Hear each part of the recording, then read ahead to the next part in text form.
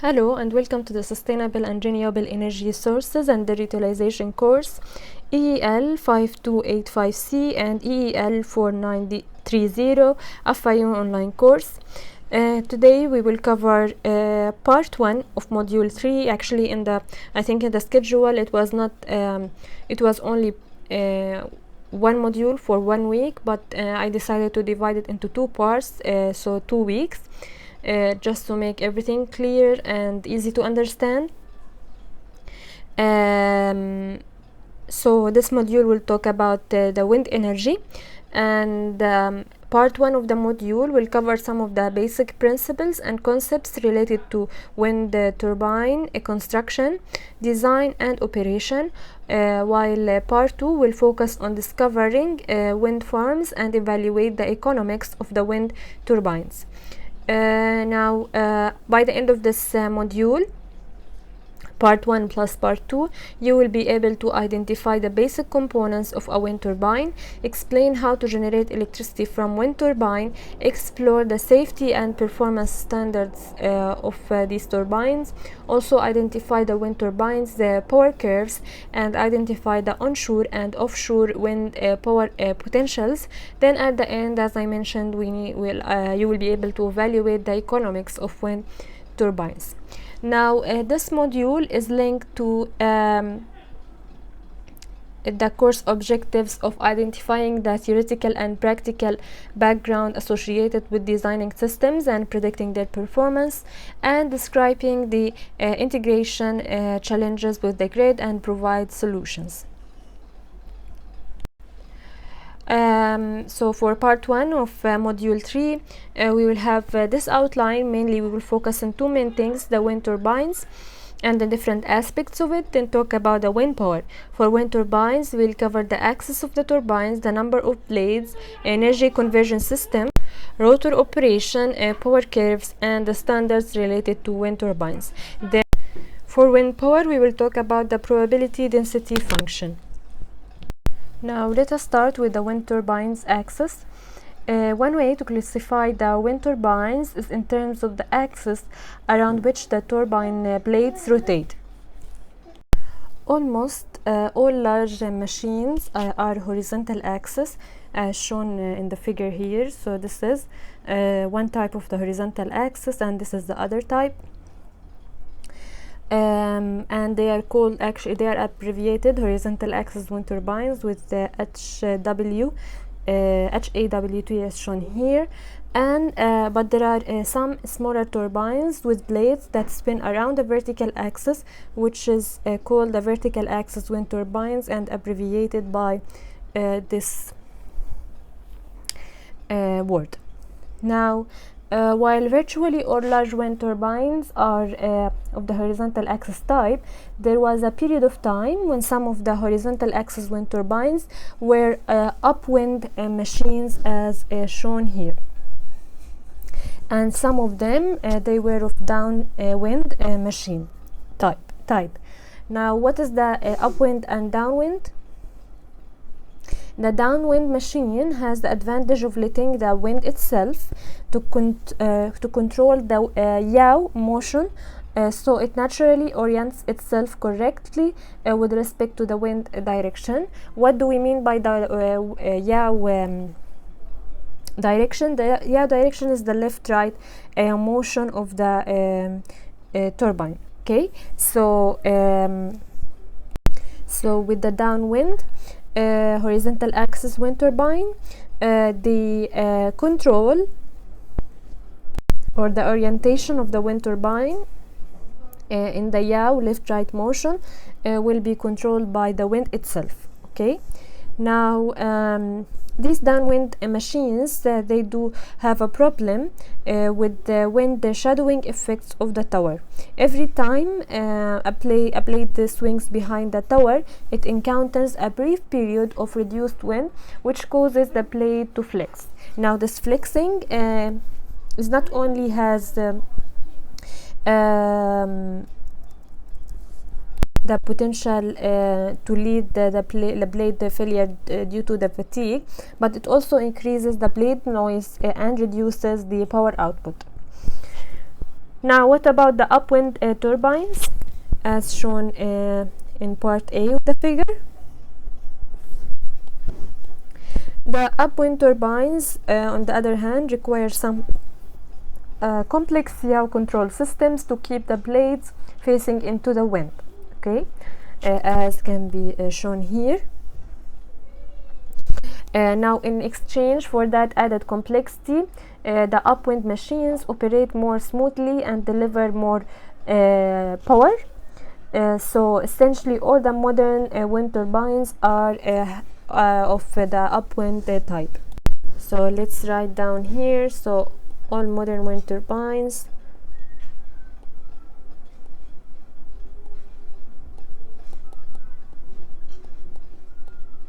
are considered of upwind types, since as we mentioned, the upwind type operates smoothly and deliver more power. Now, the principal advantage of the other type of wind turbines, which is the vertical axis wind turbine, such as the one shown in the figure C,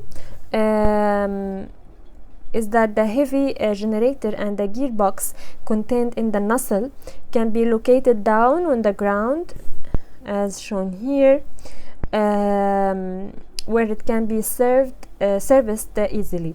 So since the heavy equipment is not perched on the top of the tower, then the tower itself need not to be structurally as strong as in the case of horizontal axis wind turbine.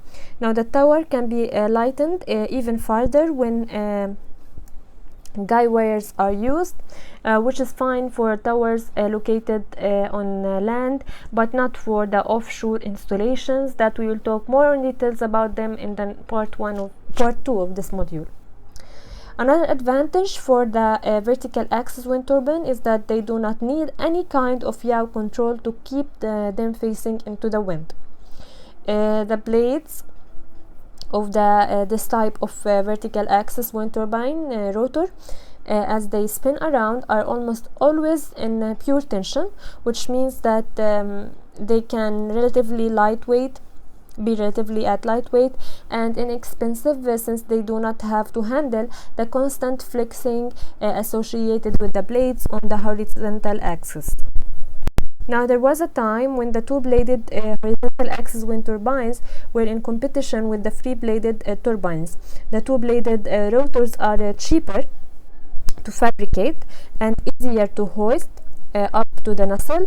Also, they spin faster, which leads to reduced costs. But on the other hand, the three-bladed turbines show smoother operation, since the impacts of tower interference and variation of the wind speed with height are more evenly transferred from rotors to the drive shaft.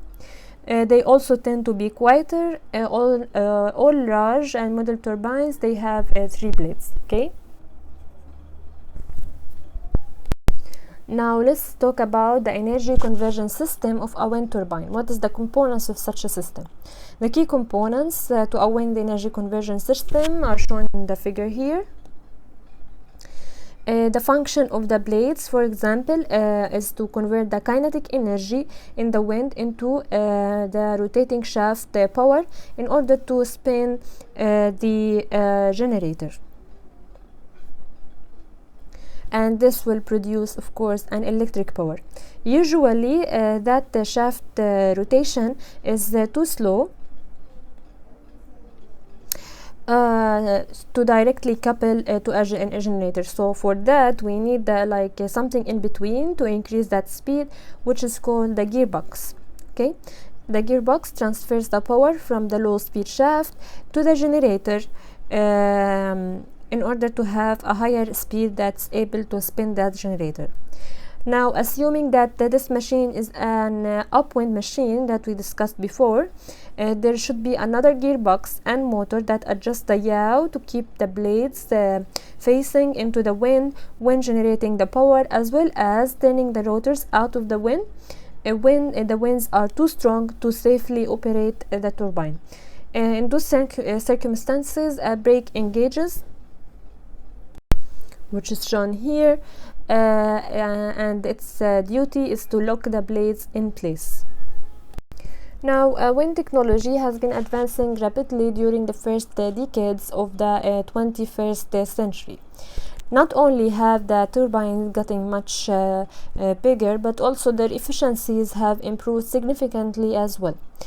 At the turn of the century, most new turbines were rated at roughly 1 to 2 megawatts.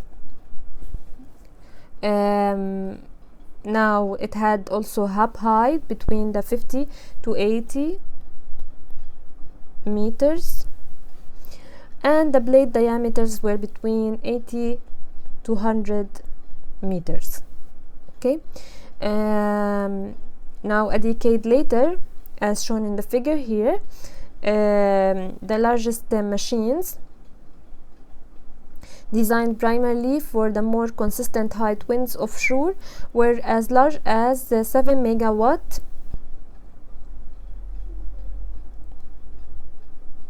Okay, let me write it under to make it clear. So it was 7 megawatt. Okay, and with blades over greater than 150 meters in diameter. Now, for comparison, like to imagine how is big is that diameter, the blade diameter, you can compare the size of an American football field, which is about 110 meters.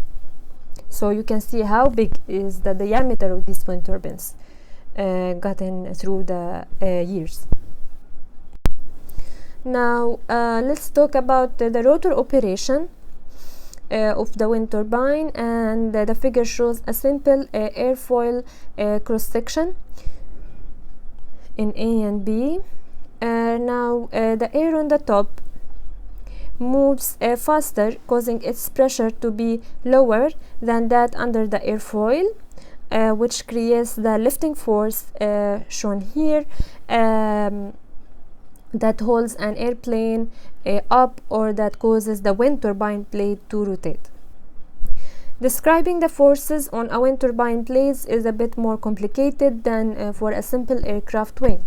The rotating turbine blade sees the air moving toward it, not only from the wind itself as shown here, but also from the relative motion of the blade as it rotates. So figure B shows the combination of the wind and blade motion, which is like adding the two vectors with the resultant moving across the airfoil at the correct angle to obtain the lift that moves the rotor along. Since the blade is moving much faster at the tip than near the hub, the blade must be twisted along. Now, up to a point, increasing the angle between the airfoil and the wind is called the angle of attack, shown here, improves the lift at the expense of increased drag. As shown in the figure, however, the increasing the angle of attack too much can result in phenomena called the stall condition. Okay, the stall, when a wing stalls, the airflow over the top no longer sticks to the surface, and the resulting turbulence, shown here, destroys the lift force. Okay, so when an aircraft, for example, climbs too steeply, stall can have tragic results. Now, in a wind turbine, this can be a good thing actually. Why it's a good thing? Because the power delivered by a wind turbine increases rapidly with increasing the wind speed.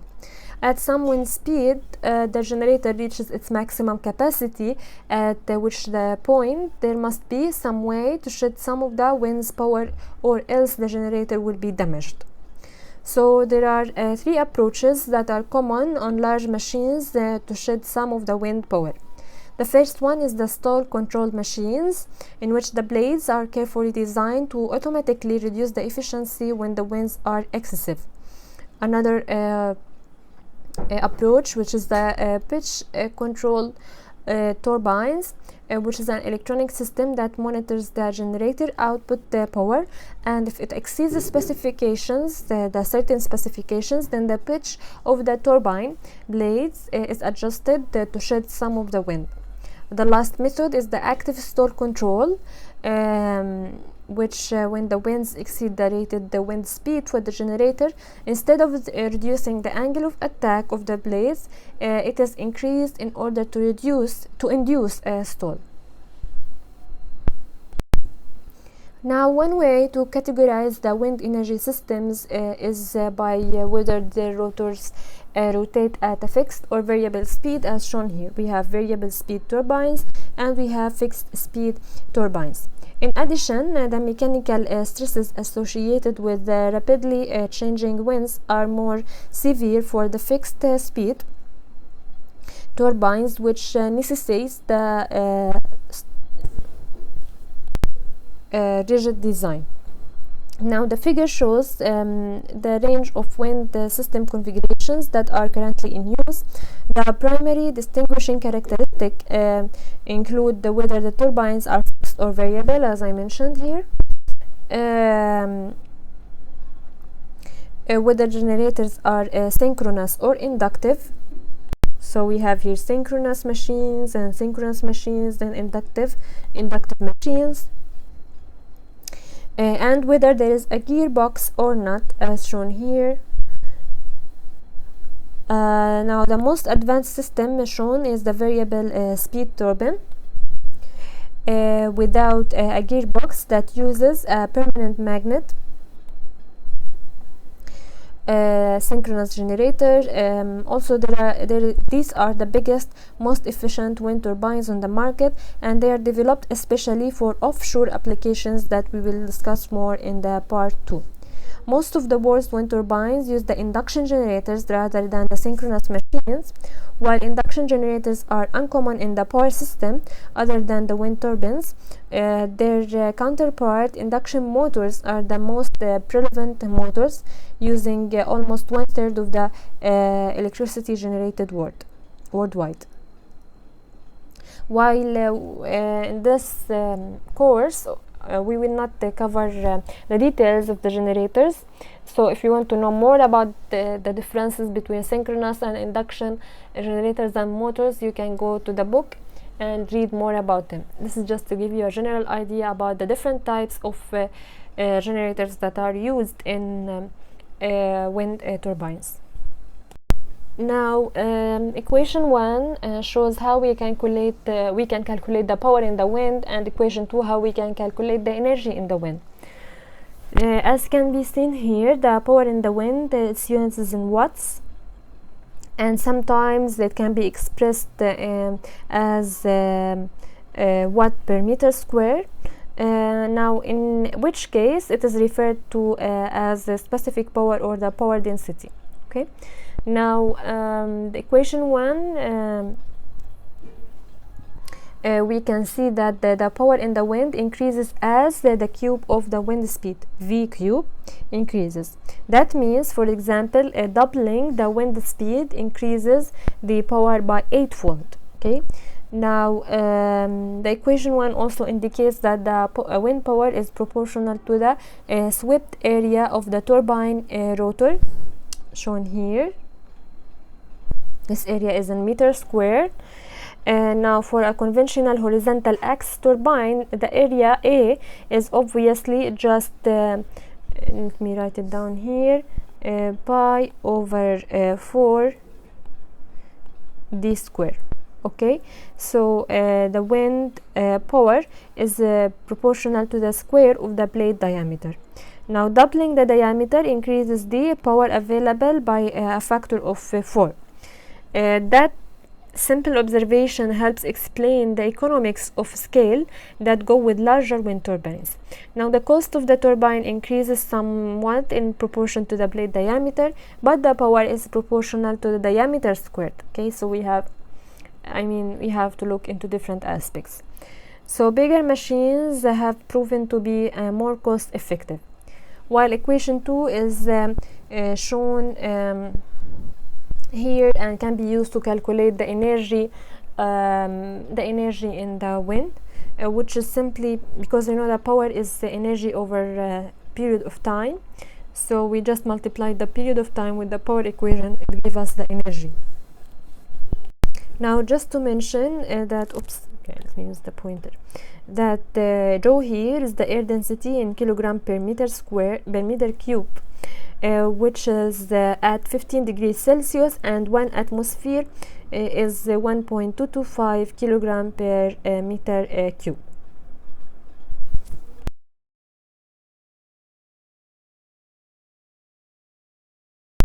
Now, air density and hence the power in the wind depends on the atmospheric pressure as shown here, and the temperature in Kelvin. Since the air pressure is the function of altitude, it is useful to have a correction factor to help estimate the wind power at sites that are above the sea, and here we can see the correction factor included.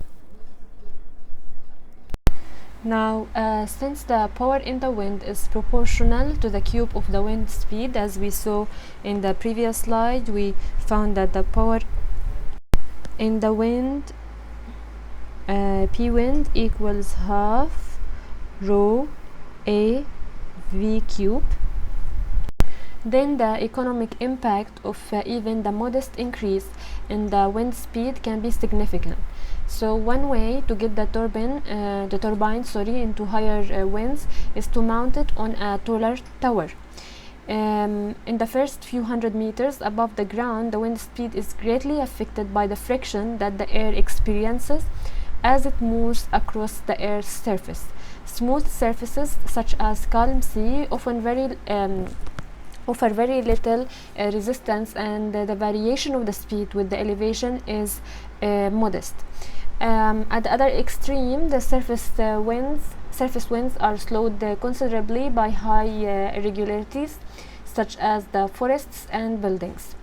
Now, equation 1 here is often used to characterize the impact of the roughness of the Earth's surface on the wind speed. So we can see that it's V over V naught equals H over H naught, and it's all to the power of alpha. V here represents the wind speed at height h, and V naught is the wind speed at height h naught, which is a reference height. Often we use a 10 meter as a reference height. Alpha is the friction coefficient, sometimes called the Hellman exponent or the shear exponent.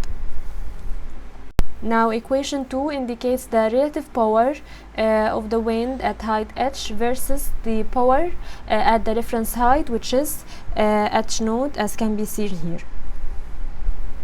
So it relates the friction effect to the power of the wind. The table here shows the friction coefficient for various terrain characteristics. So we can see as the terrain roughness increases, this coefficient, the friction coefficient, increases, as can be seen here. So from smooth hard ground to large city with tall buildings, the friction increases. Now the figure here shows that the ratio of the wind power at other elevations to that at 10 meters. So here we have the 10 meter reference elevation, and here 10 meter reference elevation. Okay, as we can see from the figure that there is a dramatic impact of the cubic relationship between the wind speed and the power, even for a smooth ground surface, which is at alpha equals to 0.1. Let's consider that the site is an offshore site. Then the power doubles when the height increases from 10 meter up to 100 meter. Let's see that how it happens. So at 10 meter the P equal P naught. Now at 100 meters, and with alpha the friction coefficient is 0.1, then we can find that the power is doubled, because this value, the ratio here is 2. Okay, now for a rougher surface with higher friction coefficient, like alpha equals here 0.3, then the power increases 8-fold at 100 meters. Let's prove that. So here at 100 meters, same, the power increased 8-fold because the ratio here is 8. Now let us ask ourselves what must happen to the wind as it passes through a wind turbine, as can be shown here. The wind enters and the wind leaves. So what can happen when the wind flow from the input to the output of the wind turbine? Now the answer to this question is that when wind is approaching from the left, it's slowed down as a portion of its kinetic energy is extracted by the turbine. Now the wind leaving the turbine has a lower velocity when its pressure is reduced, causing the air to expand downwind of the machine. Now an envelope drawn around the air mass that passes through the turbine, as shown here, forms what is called the steam tube, as can be shown here on the figure. So this is, here is the steam tube. Now the original derivation for the maximum power that a turbine can extract from the wind is credited to the German physicist Albert Betz. Now what Betz showed was that an ideal wind turbine would slow the wind to 1/3 of its original speed. So in the figure here we can see that the V here represent the upwind velocity of the undisturbed wind, and V B here represent the velocity of the wind through the plane of the rotor blades. VD represent the downwind velocity, and M naught represent the mass flow rate of the air within the steam tube that we talked about, and is everywhere the same. Now based on that, we can find an expression for the power of the wind through the plane of the rotor blades, which is shown here, half of the mass flow rate multiplied by V square, which is the upwind velocity, squared, minus the Vd square, which is the downwind velocity, squared. Now the mass flow rate can be found using this expression. It's rho Vb. Now this velocity, which is, as we mentioned, the velocity of the wind through the plane of the rotor plates, if we assume that this velocity is just the average of the upwind and downwind speed, then we can get another expression for the power of the wind through the plane of the rotor plates, which is shown here, and this represents the average of the upwind and downwind speeds that we talked about. Now at the end, the fundamental relationship for the power delivered by the rotor, it's shown here. It's half rho V cube multiplied by Cp. What is Cp? Cp represents the rotor efficiency, and the maximum rotor efficiency is around 59.3%, and it's called the Betz efficiency, or sometimes we call it the Betz law. Now, how close are the modern wind turbine rotors to the maximum efficiency, which is the 59.3% Betz limit? Under the best conditions, operating conditions, they can approach 80% of this limit, which is the maximum limit, which puts them in the range between 45 to 50% efficiency in converting the power in the wind into the power of a rotating generator shaft. Now, for a given wind speed, the rotor efficiency is a function of the rate at which the rotor turns. If the rotor turns too slowly, then the efficiency drops off, since the blades are letting too much of the wind pass by unaffected. Now, if the rotor turns too fast, then the efficiency is reduced as the turbulence caused by one blade increasingly affects the blade that follows. So, based on that, we can find an expression called the speed ratio, TSR here, which is the rotor tip speed divided by the upwind speed, which is the input speed to the wind turbine. And this ratio is equal to the RPM revolution per minute multiplied by pi d divided by 60 V, where the RPM represent the revolution per minute for the rotor, and d is the rotor diameter in meter, and v is the wind speed for the upwind of the turbine in meter per second. Now, modern wind turbines operate the best when their tip speed ratio, the TSR that we talked about, is between 4 to 6.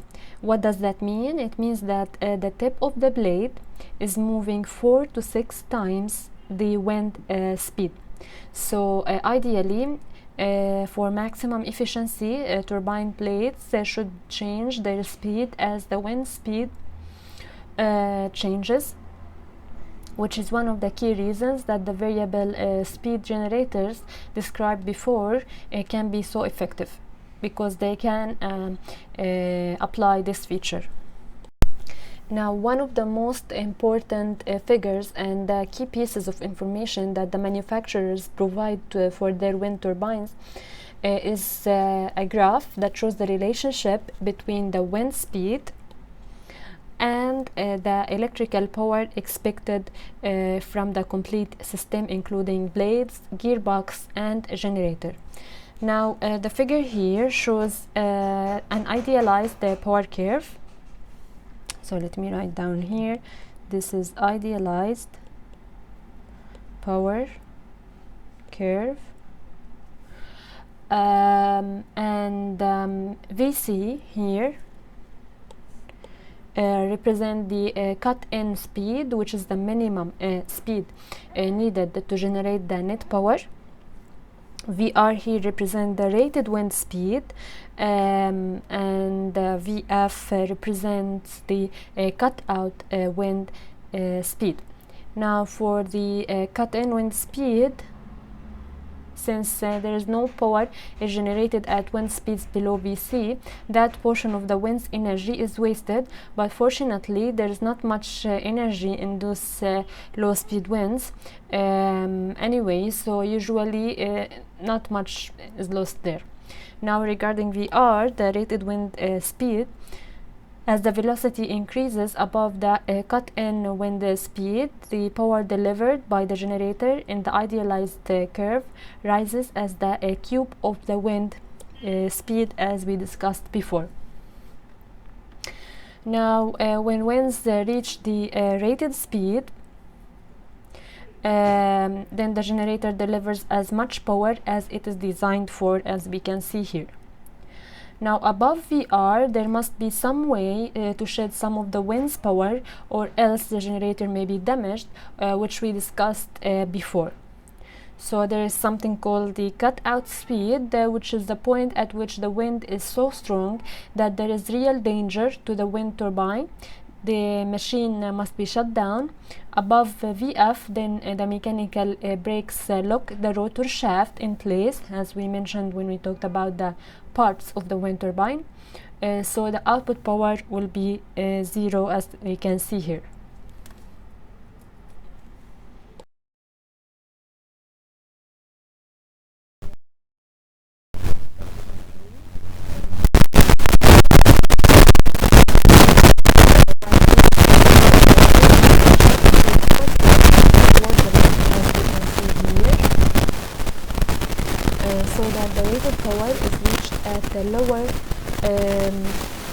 wind speed. Now this strategy increases the output power for lower speed winds.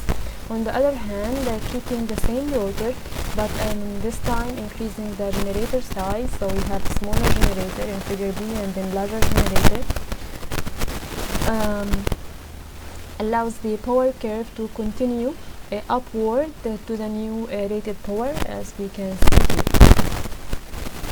Now for lower speed winds, there is not much change, but in an area with higher wind speeds, increasing the generator rated power is a good strategy. Manufacturers often offer a line of turbines with the various rotor diameters and generator ratings, so that customers can best match the distribution of the wind speeds with an appropriate machine. In areas with relatively low wind speeds, a larger rotor diameter may be called for, while in areas with relatively high wind speeds, it may be better to increase the generator rating. We talked before about the idealized power curve. Here we can see the actual power curves for 3 wind turbines. This is the first one, the second part, and the third one. Now the sequence to the idealized power curve is apparent, with most of the discrepancy resulting from the ability of the wind shading techniques to precisely control the output when winds exceed the rated wind speed, as we can see here. Now, regarding the standards that we use with the wind turbines, the International Electrotechnical Commission, the IEC, is a non-governmental organization that establishes the safety standards for a wide range of electric technologies, including wind energy systems. The IEC covers a wide range of safety and performance issues for the wind turbine industry, including such things like the mechanical loads, the acoustics, and the power to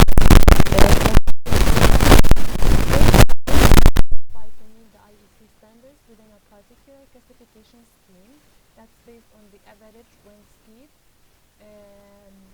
extreme 50 wind speed, and the wind gust and turbulence intensity. The turbulence intensity actually is the ratio of the standard deviation of the wind speed to the 10th minute mean of wind speed. The table here shows the wind classifications for the wind turbine generator classes, and we can see that it depends on the average wind speed at hub height, the 50-year maximum 10-minute wind speed, and the 50-year extreme 3-second gust. And we have the turbines class A, B, C, and for different generator classes, we can get different values of these parameters. Now, the probability density function is used to find the average wind speed that can happen in certain area, and also it can be used to calculate the number of hours per year the wind blows between any two wind speeds, as shown here. So here we can, the shaded area is the probability that the wind is between V1 and V2, and here is the average wind speed, which can be found using this formula. There are also another two types of probabilities in statistics, which are the Weibull and the Rayleigh, which we will not cover here, but you can read about them in the book. So by that we completed the part 1 of our module 3 that talks about the wind energy. So we were able to identify the basic components of wind turbine and how to generate electricity from wind turbines, and we explored the safety and performance standards for wind turbines and identified the wind turbines power curve. Thank you so much for watching and listening to the module video, and see you later in the part 2 of this module.